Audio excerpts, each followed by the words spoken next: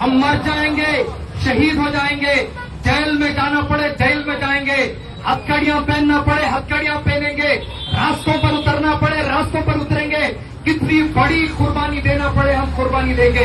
लेकिन ये हमारा हक, ये हमारे अल्लाह का हक, हमारे बुजुर्गों का हक, ये हमारे दीन का हक, हम कभी इसमें कॉम्प्रोमाइज करने वाले नहीं हैं। मैं भारत की वो संघी मीडिया, भारत की दल्लाल मीडिया, भारत की मोदी मीडिया से कहना चाहता हूं, ये वक्फ मोदी शाह के बाप की शादी में जहेज में आया हुआ वक्फ नहीं है।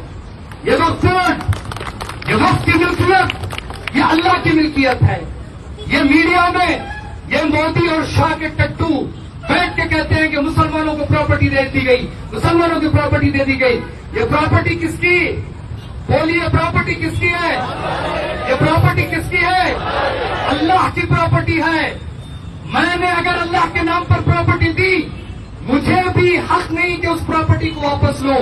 तो ये दहशतगर्द मोदी अमित शाह को कितनी हिम्मत कि वो हमारे अल्लाह की प्रॉपर्टी पर हाथ डाले। हम बर्दाश्त नहीं करेंगे। हमारे चीज का सौदा हमने किया, तुमने हमारे नौजवानों की लिंचिंग की, हम सब्र करते रहे। तुमने बाबरी मस्जिद पर नाजायज कब्जा किया, कोर्ट को एजेंसियों को सामने रखकर मिसयूज किया, हम बर्दाश्त करते रहे। आज तुम हमारे कब्रिस्तान, हमारे दरगाह, हमारे बुजुर्गों के मज़ार, हमारे मसाजिद, हमारे ईदगाहों पर हाथ डालने की बात कर रहे हो। याद रखो आरएसएस के गुंडों, याद रखो बीजेपी के दहशतगर्दों, याद रखो मोदी शाह के चमचों, मुसलमान आज सबर का दामन थामा हुआ है। मुसलमान तुम्हारे बाप दादा अंग्रेज से नहीं डरा है। तुम्हारे बाप दादा अंग्रेज को जूतों से मारकर हम इस मुल्क से निकाले हैं, जबकि तुम अंग्रेज की गुलामी करते थे। आज हमें मालूम है किस तरह तुम्हें जवाब देना है। ये आज ट्रेलर है, ट्रेलर। आज हम सिर्फ बताने के लिए आए हैं कि भारत में हम किसी जुल्म को बर्दाश्त नहीं करेंगे, चाहे वो मुसलमानों पर, चाहे दलितों पर, चाहे आदिवासियों पर, चाहे ईसाइयों पर, किसी पर भी हो, हम बिल्कुल जुल्म बर्दाश्त नहीं करेंगे। और मोदी शाह, क्या तुम्हें दम नहीं? आरएसएस के और कारसेरों को तुम्हें दम नहीं? दम है तो जाओ चाइना के साथ लड़के भारत की जो जमीन चाइना ने कब्जा किया उसे छीन के लाओ। वहां तुम्हें दम नहीं। क्यों? क्या चाइना वाला तुम्हारा जीजा लगता है? क्या चाइना वाला तुम्हारा दामाद लगता है? क्यों चाइना से जाकर अपनी जमीन नहीं छीन के लाते? तुम आए हो कहा? हमारी वक्फ की बुजुर्गों की प्रॉपर्टी पर, हमारे बुजुर्गों की जायदादों पर। बुजुर्गों ने वक्फ किसे कहते हैं? मैं मेरी कौम से कहना चाहता हूं, ये वक्फ किसी के बाप का नहीं, ये वक्फ किसका है? अल्लाह का। हमारे बुजुर्गों ने, हमारे आबा अजदाद ने, हमारे औलिया अल्लाह ने अल्लाह के नाम पर कौम की तालीम के लिए, कौम के बेवाओं के लिए, कौम के मजलूमों के लिए हमारे बुजुर्गों ने इस वक्त को अल्लाह के लिए वक्त किया था, ताकि इससे निकलने वाले पैसे से कौम का मसला हल हो। लेकिन ये जालिम हुकूमत आज इस हमारे हक को छीनना चाहती है। याद रखो, ये इतना आसान नहीं है। वो बीजेपी वालों, तुम्हारा सूरज आज सवाल की तरफ आ चुका है। ये मुसलमान का सबर मामूली नहीं है, ये मुसलमान का सुकून मामूली नहीं है। जिस समंदर में लहर नहीं होती, वो समंदर बताता है कि वक्त खराब चल रहा है। आज मुसलमान कौम खामोश है, तो इसका मतलब मोदी, शाह, बीजेपी, आरएसएस की इंशाअल्लाह बर्बादी यकीनी है।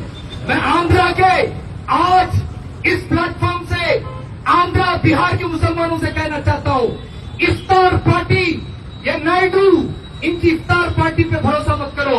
ये एक हाथ से मुंह में खजूर खिलाकर दूसरे हाथ से तुम्हारी पीठ पर छुरा घोंपते हैं। हमने हमेशा से इन सेकुलर पार्टियों को देख लिया। इन्होंने हमेशा बाबरी मस्जिद को इन्होंने बेचा। हमारे बुजुर्गों के औकाफ आज भी 80% औकाफ पर किसी ने कब्जा किया है, तो गवर्नमेंट ने कब्जा किया है। इन सब से छुड़ाना हमारी जिम्मेदारी है।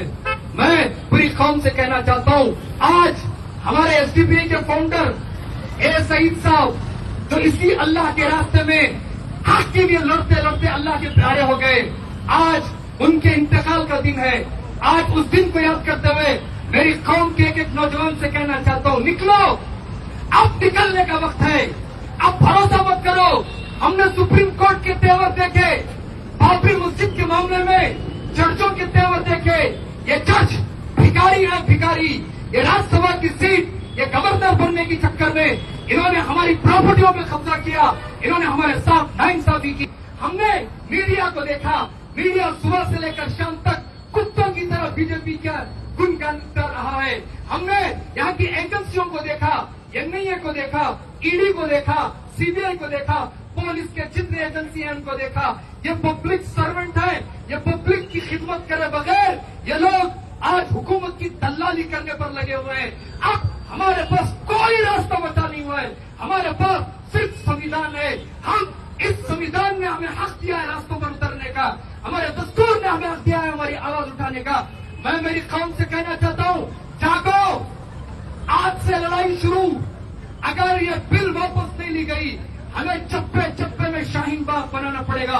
मैं कौम से, मेरी बहनों से कहना चाहता हूं, अगर ये बिल वापस नहीं ली गई तो हमें चप्पे चप्पे में शाहीन बाग बनाने की जरूरत पड़ी। क्या आप सब साथ दोगे? क्या मुल्क का चक्का जाम करोगे? क्या आप रास्तों पर उतरोगे? बुज़दिली से मरने से अच्छा है हक के लिए लड़ते लड़ते शेर की जिंदगी गुजारना। हम उस शहीद की वारिस है जिस शहीद टीपू सुल्तान ने कहा, शेर की एक दिन की जिंदगी बेहतर है गीदड़ की 1000 साल की जिंदगी से बेहतर। और कौम के गयूर नौजवानों और मुसलमान उलमा और मुसलमानों के जिम्मेदारों, मैं तुमसे कहना चाहता हूं, अभी कब तक हम सबर का दामन पकड़े? क्या हमारी मस्जिद छिन जाए? अभी हम बैठे रहे?